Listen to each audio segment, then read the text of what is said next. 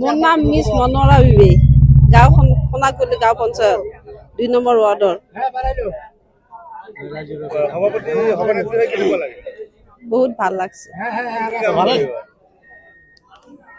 কাম।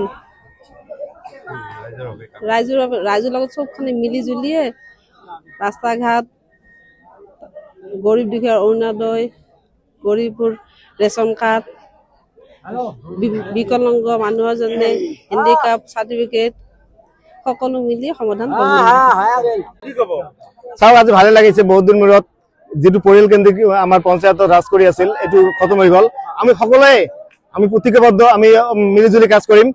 আমাৰ মানুহবিলাকৰ যি অসুবিধা আছে আমি নিশ্চয়কৈ আমি সকলোৱে মিলিজুলি আমাৰ প্ৰেচিডেন্টৰ লগত সহযোগ কৰি আমাৰ সোণাগুলি জীৱিকাখন আমি উন্নত কৰিম। শিক্ষাৰ ক্ষেত্ৰতে হওক বা ৰাস্তা ঘাটে হওক, বিভিন্ন সমস্যা হওক, দুখীয়া মানুহৰ সমস্যা হওক, আমি সকলোৱে সমাধান কৰিম। সকলোৱে মিলি বহি আমি সমাধান কৰিম, সকলো ৰাইজক লৈ সমাধান কৰিম। এইখিনি ক'ব বিচাৰিছো।